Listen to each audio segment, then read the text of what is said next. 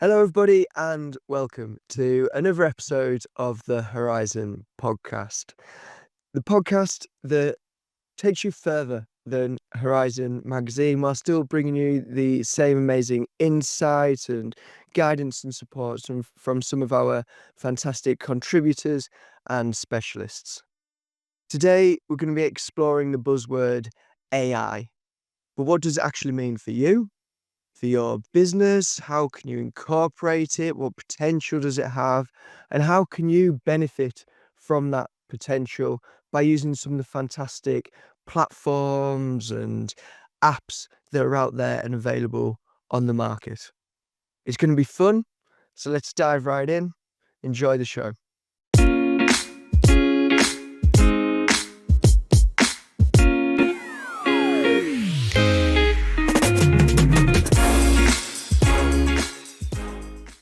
Hello again, and thank you for joining us.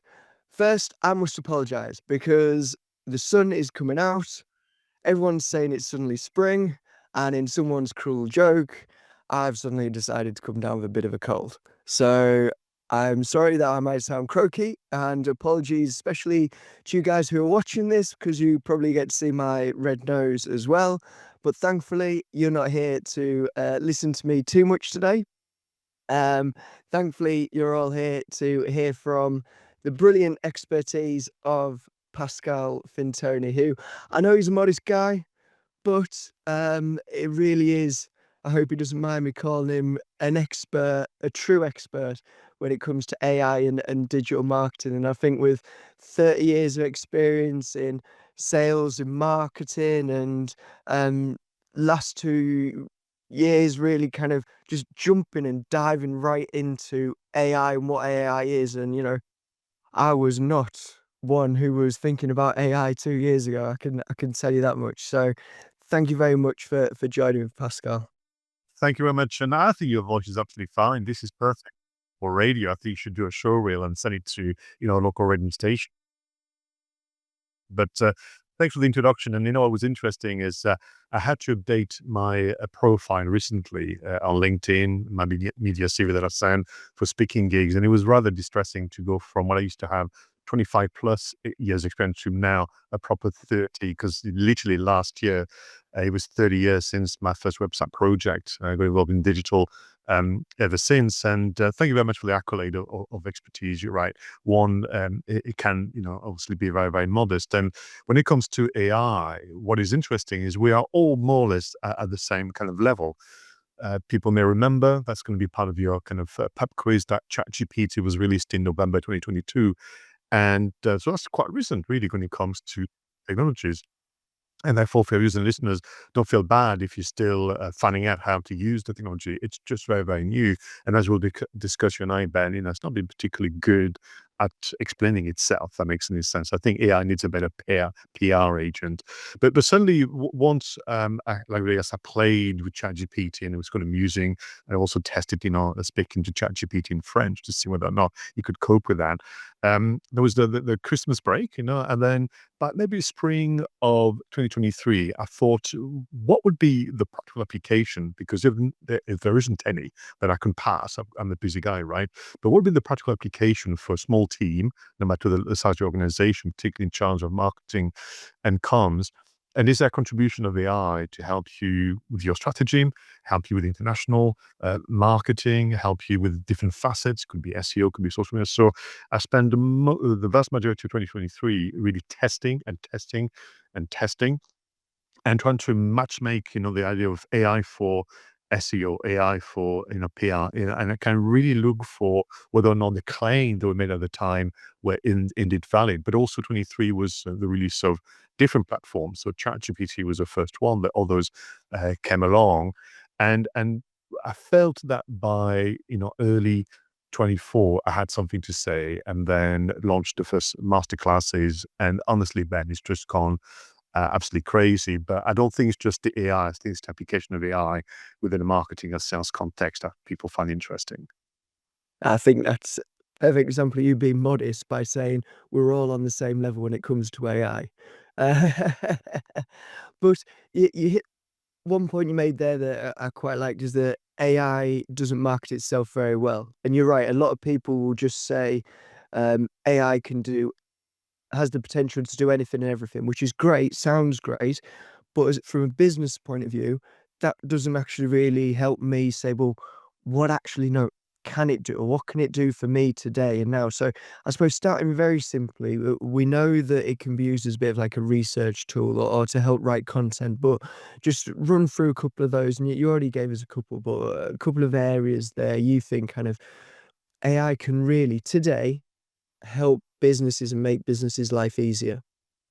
The starting point really is to challenge the language, and I despair sometimes at the language of tech and digital marketing. I mean, AI is not as bad as SEO and all the others that came before, but it's still meaningless in a way, or so meaningful that it is meaningless. And I think we need to challenge that to begin with, and then really use our superpower, which is what we have, all of us, from a very young age, which is the power of imagination. Because what AI requires of us is to imagine a different way of working that's not been available. And it's not easy, and I want people to really be kind to themselves. Don't give yourself a hard time at all if you think that you're still you feel that you're lagging behind when it comes to AI, because, like I said, it's not been particularly well explained, well promoted. I think the media have done a big job as well in selling you the stories that finally Terminators are going to take over. Skynet was a lot.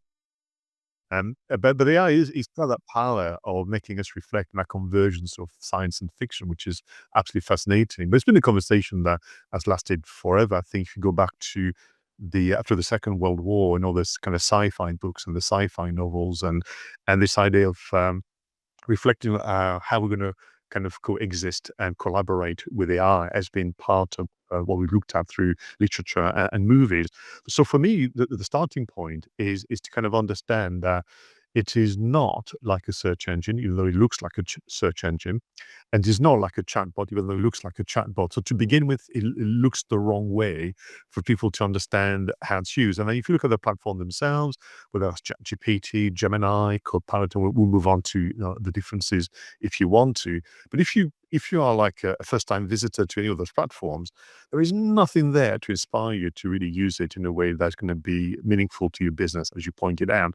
So using the power of imagination, what I recommend people do is to imagine and invent that they are recruiting new employees in a business. And each employee will have a very specific function, but that employee will also learn and grow and get better with time. So it's not like a static moment in time where you start using ChatGPT today, and then in a way in 6 months or 12 months time, what you'll do with it will be the same, because you're going to learn and become a skilled operator of AI, but it will learn from you as well.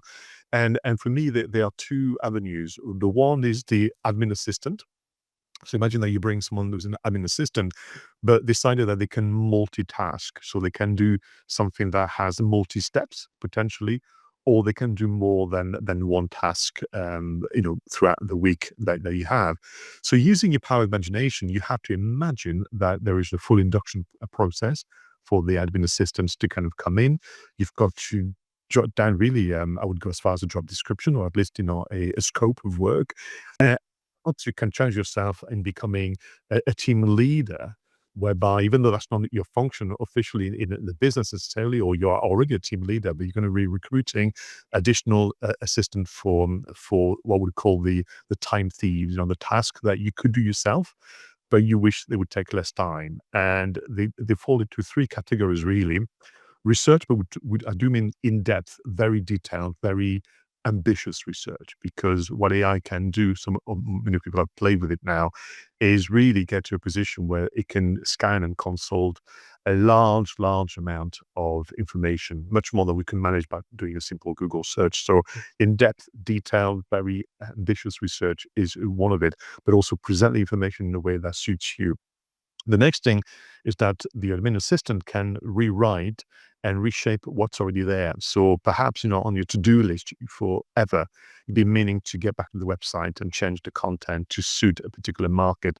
Perhaps, for a while, you've been thinking about improving your LinkedIn profile, relevancy to the markets you're targeting with the support of your advisors. You've got all that thing on the to-do list, that you've got to do, you could do, but time is against you. So the admin assistant, as I would call it, can help you rewrite by understanding what you're looking for. And then the third one is to repurpose the information you've got into different formats. And this is what something that people like to do. So from this podcast, for example, to getting the text, from the text then coming an article, or from text to images, from images, and they kind of reshape and rechange the format so that your communications efforts are in line with your customers' preferences.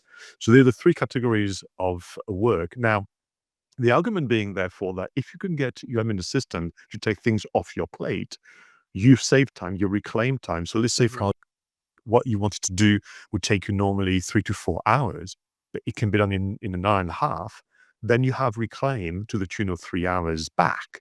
So what do you do with that time? And what you do with that time, then you use a different form of AI, which is an AI to be your dedicated consultant and mentor. And what you want to do here with AI is start to introduce in your business, in the context of marketing and sales, some activities that you've never done before. They're going to be hard hitting. They're going to be helping you grow the business, because to date, what's been limitation is that, aspiration to do things differently, but time was against you, or understanding and knowledge was against you. So what you can do then is bring in the AI consultant, and the AI consultant will do three things for you. It will critique what's already there. So that could be your strategy, that could be your action plan, that could be, I'll show you some examples where you can use AI to review your website and that kind of things. You could critique what's already there and give you expert opinion about what you ought to do about it. But you can go beyond that. So, okay, so thanks for the input, my beloved AI consultant, but I still don't understand how to do that. So then what you can ask the consultant is to break it down for you into bite-sized elements, or give you an action plan. And you can also say, for example, I'm terribly sorry, but I only have 2 hours a week to do any of that stuff. So can you then design for me an action plan that suits a 2 hour a week time budget? And that really is where you start to get something really quite exciting. Critique, therefore, is part of what the consultant will do for you. The next thing that you can learn something brand new. So self-study is also what the AI can do. It could be market study. It could be studying a different form of sales or marketing. People say, I wish I could do that, for example. They want to do more marketing, or they want to do better with regard to lead generation and networking internationally, that kind of things, but I'm not sure where to start. Well, the AI consultant can put together a study program and a training program, even point to resources and so on and so forth, so that you can do that. And finally, what the AI consultant can do for you, which I know is always the very appealing side of AI, which is why on purpose, in true mentoring and training fashion, I kept it last, is the co-creation. So creating something from nothing. So I need a new policy. I need a new press release. I need to be able to put together a video script. I need to do a number of things, but I've never done this before. I don't know where to start. Then the AI consultant can take you through that journey. The last point I would make, therefore, as part of my journey of testing AI quite substantially, is to a realization. Number one, it takes time actually to work with AI in a meaningful way. So my recommendation would be that if you want to do some project, whether using the admin assistant or the consultant, I would book it in the diary. So it's not something really designed so well to do rushed jobs. It's very tempting. Oh, listen, I still do it sometimes. I'm caught out and, please help me do that. But you're better off if you can say, I want to work on the strategy for the business. I want to work on this content. I want to work on this new process. I want to work on something. Using the power of imagination, I want you to imagine that you've made an appointment with a real person. So two things. You're not going to embarrass yourself and turn up at the meeting unprepared. And number two, if you've been gifted an hour of someone else's time, you might as well squeeze as much value as possible from that interaction. So my recommendation would be to understand that this is like dealing with a real person, although it's not real. And therefore, some of the good habits around time management, project management should prevail. And I would say if you want to work on something with AI, minimum will book a 45-minute slot in your diary to work on that project, and you'll be very pleased with the results. I admit I've been guilty of doing the quick slapdash, quick ask a question, see what the outcome is, and I suppose that you've perfectly touched on kind of one pitfall that I imagine a lot of people fall into. And I'm sure you must have kind of experiences or examples of other pitfalls that are easy for businesses to fall into that actually long term isn't the right kind of steps or processes they should be taking. Yeah, and listen, these are my mistakes as well, by the way. So, if I can speak with confidence about what you should not do, this because I've done it and I can't regret. Can't regret it, but I thought, this is not, to your point, this is not a clever or smart long-term strategies. But I think that the first one is exactly that, which is uh, trust actually that you know better than AI. That certainly your understanding of people is far, far superior than AI. And therefore, what AI can do is take you 80% of the way there, but that 20% years the director, chief editor, if you want to do content, is still very valid. So you should not allow the newspaper to go to print for the next morning unless you, the editor in chief, has said, yes, I'm happy with the content, and so on and so forth. So the number one thing that I wish I'd done sooner was to build the tone of voice and this idea of making sure that even though you are co-creating, collaborating with AI, ultimately what your audience want is to get a feel of who you are as people. And the risk is that you believe that you're not good enough as a copywriter, you believe that you're not good enough as a social media marketer, and therefore you start to delegate the entirety of the thinking process, creative process, and publishing process to AI, but as a result of which you don't have your voice. And listen, we've all been there. We couldn't all spot now the AI produced content, and I'm not sure why everything has to be elevated or enhanced, but there we are. And I have no idea why there are so many rocket emojis in all of the internet, but that seems to be what AI thinks, we do. So what I wish I'd done sooner was to build a portfolio of my content in my styles. I'm thinking articles, Ben. I'm thinking press releases. I'm thinking even podcasts. I've been a guest on and so on. So what you want to do is think about this idea of induction of the new member of staff that is going to be in charge of communication. So what they would do for a number of days is do little work beyond watching, reading, attending meetings, and taking on board what makes you and what makes you so unique. So practically with AI, what you can do is put together, in a folder online, articles, press releases, and so on, where the words that you've written, maybe the words you've spoken, are kind of captured. That becomes the knowledge base, because then when you start to ask AI to work on anything for you, what you can say before you start anything, a lovely assistant, can you please consult this body of work, because this will be how I expect you to replicate the way in which we do what we do. So building that induction pack, if you will, would be something that I wish I'd done sooner. And I've done it since then, but lost a lot of time in the process. And then the second thing is to be already dependent on one platform. So because I had to do the testing, it was almost very natural for me to look at ChatGPT, at Copilot owned by Microsoft, at Gemini owned by Google, Perplexity.ai. People should really look into this one. I was looking at Claude.ai, Meta.ai, and a few others, because I wanted to kind of understand good, the bad, and the ugly of those different platforms. And I think they all have different strengths. They all have different ways of doing things. But more importantly, you've got to be sure that you're not only dependent, so that in a near future, when there will be winners and losers, like very much like the search engines, you don't end up with all your chat GPT stuff either disappearing, or quite simply, people saying this is far too expensive, or, for example, I don't like the way they run the business. So I'm a big concern about this brand as an AI platform. And I'm really concerned about the lack of consideration for the environment. There could be all sort of reasons why you have to move away and migrate from the platform. So avoiding the over-reliance of one platform would be also the other advice I would give. So I like the idea, I suppose it's a two-way street almost. Everyone, and like I said, I've done it where you expect the output from ChatGPT, let's say as the example, but really to get the best output, you've got to put something in the first place, whether that be the examples of your kind of work and your style. You've got to be willing to put that in first to get the better results on the back end as well. And I think one thing you touched on there is that balance almost of keeping the personal while still making the most and taking advantage of um, AI. And you see that on whether it's in written format, video, social media, you see that kind of varying levels of success. Putting it nicely, how important do you think it is still to always remember that either as an individual or as a business, you've got your own voice, your own identity, and you still need to make sure that you get that across?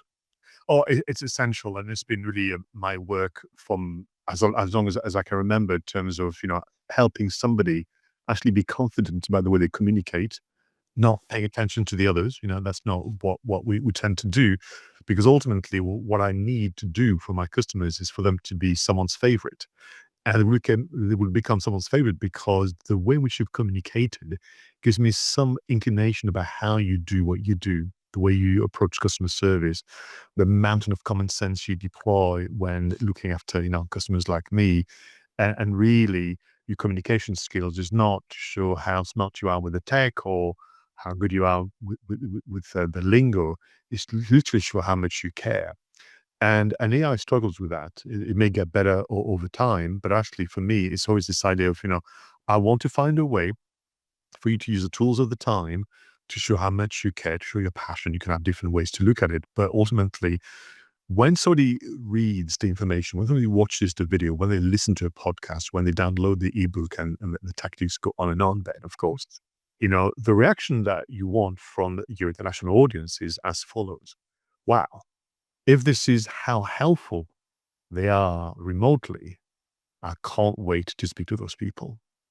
And I think for me, whilst this may seems like a very ambitious and reasonable goal, because sometimes some businesses, there isn't the interaction, but you can still use that as a motivating factor to say, so, what we're doing here is using AI to combat the time issue that we've got, but we're using it to help us actually develop further and maybe rediscover our true voice. Because what you want to avoid is a situation where, let's say in 2 years' time, if we were to have a conversation, Ben, where the vast majority of businesses have produced average content using AI. Yeah. And in the process, the customers are left thinking, well, I can't tell whether this one should be my favorite or the other one because they all say and express themselves in a very similar fashion, which is almost taking you back to the early days of the internet. So I'm old enough, because you kindly mentioned it was 30 years, the introduction. I'm old enough better remember when we started with websites. We didn't have a clue. Really had to go to our websites back to that again. So for fear of getting it wrong, we looked at the competition.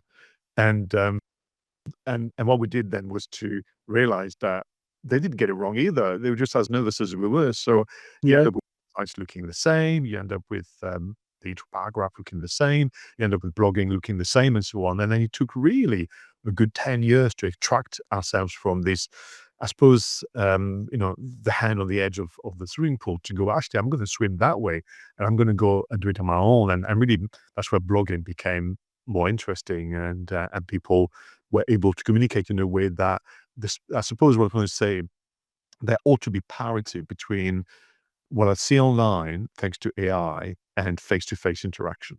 Because ultimately, that's what most businesses would expect. Now, there will be a time, even if you run an e-commerce website, where people will bump into you at a trade event or they'll join a webinar or a podcast and so on. So they will see and hear you. And if they kind of go, well, that's strange because that is not at all the impression that I got when I visited the website and social media and so on. And they kind of make them the link thinking, oh, I wonder if they've been using AI to such a degree that they lost their personality. And for me, the risk is just that, which is just because you want to get things done quicker doesn't mean to say that they're going to be better. And as a kind of antidote to that, my recommendation, as you know, and you had a moment to go, was make sure that you spend a good 45 minutes appointment with your admin assistant or your consultant. So it's good, and it's interesting to see the point that AI is only going to get bigger. It's only going to get better, but in a way, that's going to have a knock-on effect in meaning that personality is going to become even more important because, as you put it, more and more people will lose that as they look for the quicker, the easier, the just using AI. So actually, in turn, it is going to have that knock-on effect of you've actually got a chance of standing out even more against your competitors by making sure that you always keep that personality at the kind of the forefront and of everything that you're doing. Businesses and people in general now, you've already mentioned it kind of through the news, but I feel like everyone's just bombarded. You can't use a search engine now without trying to find an app or a platform or a website that will say it has the latest AI this or latest AI that. It'll make life quicker, easier, simpler. It'll make you a millionaire overnight thanks to AI. So I know we've been very lucky through the magazine that you've provided lists of apps that can help people and help businesses.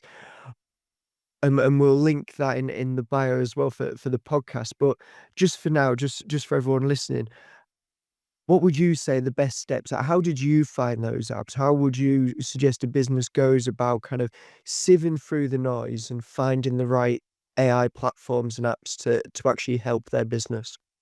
Couple of ways, and thank you again, for the opportunity to contribute to the magazine. Is great. It keeps me right as well. It keeps me sharp. uh, do that. But for me, so two things. This is far too important to try and work it out on your own. So I would say this should be a collective effort, either across the organization or across your business network. It takes me back, and again, I have tendency to be very nostalgic about those things, but it takes me back to the early computer clubs, when people were discovering how to use computers for the first time, both at home and in business. Well, you could have tried to get to buy the big book of how to use Microsoft Office, but that was probably not particularly appealing. Or you got together and as friends and business colleagues, you work it out together. So I think for me, for viewers and listeners, find a way to either be the instigator or join an existing business cohort and together try and understand how to get more value from the ad. So that's number one. Number two, be super, super selfish and practical. So, put the list together, what I call your time thieves. So ignore the headlines, ignore the advice, even from people like me, frankly, and just go through what you need as a business. So sit down with your colleagues and maybe take a couple of sessions, so have teas and biscuits or more, better if you can, or go elsewhere, not away from the business. But you want to list and ask people to get very personal, saying, for you, Ben, during a typical week, what are the time thieves, and what is really, really annoying you in terms of how time consuming it is. And you want to create personal AI master plans, if you will. Because ultimately, we are talking about probably one of the most ambitious change management project of sort, for a business to bring AI in, because it's not like in the days of the first computers or getting to the Microsoft Office or learning such engine. This collaboration with something that can mimic human interaction is quite something. And to get the value, you've got to take your time. So put together the list of your time thieves and then extrapolate, therefore, what kind of assistant you're going to need and what would be their tasks and function. Then practice writing those briefs. I know that the term prompt is more prevalent in the AI kind of parlance, but I don't like it because I think it suggests something succinct and swift. I think it's a briefing. So if we take the example that people can relate to of you wanted to use AI to put together a press release to go into some international news platforms, it's not dissimilar in terms of the stages and what you're going to do to talk into a real PR professional and all the questions they're going to have for you. So, step one, collective effort. Step two, conversely, though, have what you need at an individual level. And then this idea of the sooner you can start to reclaim time, the sooner you can spend time on more ambitious use of AI, and then you can start to be looking at the three functions. Is it for admin support? Or is it for expert support, and have the two columns in your head or on the whiteboard and so on, and start to list all the wishes. I wish I could spend time with an SEO expert. I wish I could spend time with a market researcher. I wish I could spend time with a market expert for whatever country. So all those wishes needs to be expressed. And that we imagine, therefore, that we've been gifted that 1 hour free consultancy and that we make it happen and put it in a diary. And that can work really, really well. And And that in itself then needs some form of leadership. So as a business owner, you need to start to coordinate all that effort and create momentum and pace, allow people to test, allow for things to not particularly be impressive to begin with, and then you can rotate. And then as the experimentation phase reaches its natural conclusion, then you can start to put in the strategy, as we would call it. But that could take you 3 to 6 months of testing and testing and testing until such time you've settled on a number of things. But back then, your colleagues are up for it. The cohort you've joined find new ways of learning. And then to your point about how do you keep in touch with what's happening? Well, I mean, no wishing to be flippant about it, but keep track of what Horizon Magazine is doing, because we have that regular column. But I think also I would just simply use AI to give me a monthly roundup of what I should be concerned about in my sector. So instead of trying to subscribe to 10, 20 newsletters, leave that to someone like me, Ben, frankly. That's my attention to all of this. What I would do, again, actually, as a practice run, so, okay, well, I'm going to use AI as my ultimate business detective. So I will describe my organization, my activities, what I wish to achieve with AI. And then what you want to get really is some super practical and relevant case studies and exemplar from your sector. Because I think the criticism I would have of, the official platforms like ChatGPT's newsletter, or even Microsoft, IBM, I mean, I read all of those. They're very vague, very top level, and the language is always very, very exciting. But they never seriously about what doesn't work, which is always fascinating to me. So I think what you want to do is almost use AI to be your ultimate business detective and curate what you need to know. And in terms of what's changing on the platforms, it's not that major. So frankly, if you keep using, the platforms on a regular basis, you'll see for yourself what new features they are introducing, which are usually features that you thought to yourself that they've taken far, far too long. So I don't want people to feel under pressure to keep track what's happening with ChatGPT. You'll find out for yourself all along. My desire is for you to actually be a skilled operator of all platforms to begin with. And one way to do that is to have the imagination stimulated by the group that you belong to, by your needs, and ultimately by using AI as your ultimate news roundup creator, where you know what's happening in your industry when it comes to AI, and it will trigger some thoughts about, actually, I never thought of that in that way. Therefore, let me give it a go, and you build your profile accordingly. What do you interested to know kind of what do you say to people who are still on the fence about AI, or thinking for whatever reason, not for me or not for my business, I'm all right with what I do, thanks. How do you approach the topic with them, and make them see kind of the possibilities with it? I would begin by saying it's absolutely fine and absolutely normal to feel that way. Now, actually, I'm always a little suspicious of people who don't feel like there's something we should be careful about with AI. Mhm. 'Cause they get carried away and go too far the other way. And we've seen this happening over and over again with digital, from the first websites to email marketing to CRM systems and so on. People will sometimes, as human nature as well, over engineer. So what I would say to people is it's absolutely fine. And in fact, we need people like you as part of our collective kind of reflection. But think again about this idea of the evolution of doing business over time. And so perhaps one that I can tell you was, I was doing a workshop recently in Yorkshire, and one of the ladies in the group was a PR at a PR agency not far from York, and she was saying, "This AI stuff is going to put me out of business." I said, "I don't think so, because two things is going to happen. So you think that your customers are going to use AI to do press release writing, and therefore they're going to say to you, terrible story, we don't need you anymore, and that's you out of work." So, but the likelihood is they still need you for the more advanced form of PR. And therefore, what you should do is allow your customers, maybe train them to do the press release. That frees you up time as the expert to do then the more advanced stuff of profile raising, Could be you organize guest speaking for them, you write more lengthy articles, perhaps you get to do the free downloads that we've spoken about for such a long time. The customer didn't have time to do so. You can end up, collaborating with your clients. But the likelihood is as follows. They're going to give it a go. They're going to try and use AI to write a press release, but actually they won't know whether or not they've done a good job. So they're still going to need you to check what they've done. But I can guarantee you that within a few months, they're going to say, we've had a go. We're not PR experts. Actually, it's quite boring for us to do so. Can you please take it back? So allow people, that journey of discovery. But for me, my conclusion, and for people who are hesitant, is saying, I get it, because ultimately the real impact of AI is that we've all been promoted overnight without having a say so. So that means that overnight we will become team leaders of a team of digital assistants. And that's just challenging. That's not an easy thing to kind of wrap your head around. So just take your time. It's not necessarily technology that you can ignore. It's not optional like perhaps others have been in the past.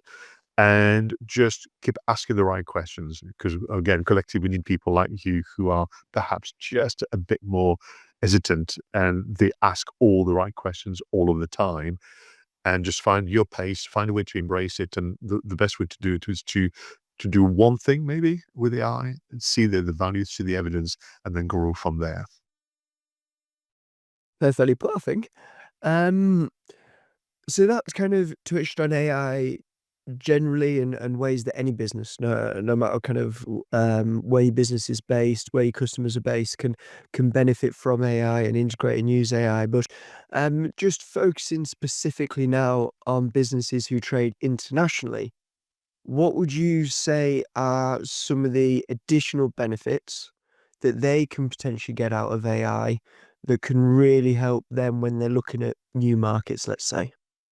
The one thing that you can do, which others will not need to do as international traders, is actually use AI to play the role of your future international customers. Because of its access to information, it's access to what's available out there, from, let's say, trends and stats from governments all the way to, initiative from private sector, to be able to educate and brief the assistant to pretend to be a first-time visitor to your website, for example, for that particular territory in the world, can be absolutely enlightening. And Mhm. interestingly, you can do that in two ways. So you can write the brief and explain, your role today is to be these type of customers from that sector, with that job role, with that particular culture and language affinities, and what will be the likely reactions, will be the likely objections, will be the likely questions and doubts. And so we can really kind of break it down into that kind of market intelligence, but very human level. So that to me is exciting, because you don't need to do that to the same degree if it's a UK only Yeah. business. Well, you should have your business personas and kind of challenge yourself. But so this idea of playing the role of those international visitors to your website, for example, but that also could go all the way to I'm about to get ready for a meeting with these customers. This is my first foray into this territory. What questions could they have for me? What questions should I have for them? So you can kind of have it as a coach for the international. Of course, there could be a reflection on the content itself. There could be a reflection on, if you understand those cultures and those language preferences, can you challenge the status quo of my website, my LinkedIn profile, and so on. So the element of preparedness is quite extensive. And actually, in Horizon Magazine, I've put together an example of an AI brief to do some extensive market research. People, I think, will enjoy. Literally, they can copy and paste it into their preferred platform. They can see two things really: how detailed and in depth you can get with AI. But the one exciting thing people could do internationally is then practice their language skills. So you can now use voice. So Copilot's particularly good at that. Google AI Studio is very good at that. You could even go on, if you wanted to practice your French, Ben, go on the Mistral one, but find the local versions or international versions and practice writing that language and speaking that language. That could be a kind of an interesting one. So you prepare for the meeting, you prepare for the trade show, and you can use AI to listen, respond to you, but also give you some feedback on words, pronunciation, idioms, and that kind of things that can work well. And then finally, for me, which is just absolutely amazing, is feedback on visuals. So with Google AI Studio, you can actually share your screen. So you could say, "Now, this is my slide deck, or this is my website, this is the Facebook advert, this is what I'm doing." And bear in mind, your understanding of that particular market or that particular nationality or that particular culture, what could be, some of the things I could do to improve on that as well. So the ability of using voice is exciting for me. The ability of using screen sharing to get some critique, what's there from a particular point of view in terms of different culture and different affinities is very, very exciting as well. I could have, after just coming back from Italy for a week, I could have done with practicing my Italian with AI beforehand. I think it took me a week, and by the end of the week, I perfected one sentence ordering something from a cafe. But then when she then responded to me in Italian, Yeah. that's when I had to stand there and go, "I'm sorry, I'm done." That's all I know. So yeah, maybe next time I need to take that tip on board myself. I mean, people, Pascal, could listen and ask you questions all day about, well, what about in my situation? I want to do this is my main focus of what I would really love to do at the moment. What would be best help for me? What app should I be using? How should I go about incorporating it? Luckily for us and luckily for them, that opportunity is now something that with yourself and with the fantastic, expert Norma Foster, who are also, brilliant kind of contributor and friend of the magazine and the podcast, you've actually worked together to pull together an AI for Exporters masterclass and series to provide people with exactly that opportunity. So, um, could you very simply just kind of tell us all what that opportunity is and how it can be such a help to people? With pleasure. And in a way, the logic, and we must thank you and your colleagues as well to being supportive of the idea. The logic is the same as this podcast, where you introduced this as being the extension of the magazine. How do we keep adding value? How do we keep adding clarity? And with Norma Foster, the reflection was, how do we bring, again, the magazine content that we've been writing now for a while, bring it to life, and how do we make ourselves even more useful? And very naturally, we reached the conclusion that perhaps an environment such as an online masterclass for people to not only just listen to the good advice, but also ask questions that would be relevant and pitching to their business. So the first concept of the masterclass would be a 2-hour online session where we would do a lot on my line to kind of combine her expertise in using LinkedIn to build market intelligence, lead generation, and connections, and how AI can facilitate that happening better, faster, in a way that keeps track of your tone of voice as well. And within that, there's presentations, there's live demos, which is very, very important. There's the gifting of resources and briefing, and of course, a big chunk of time spent on Q&A so that the participant of the masterclass can ask us questions. And then, using the power of imagination, as we mentioned again, we say, well, and how do we make sure that we continue to be useful to people beyond the masterclass if they wish to do so? Then the concept of the mastermind sessions came back. And this is something that we've done in the past, Ben, with content marketing, maybe 10 years ago, and so on, whereby we really go into, in-depth sessions with those very small groups. So that's different with the masterclass, where the numbers is not limited as such, but with a mastermind, we want people to be part of a collective, part of a cohort. Mhm. For 5 sessions, they design and complete their AI plus international marketing strategy for their business.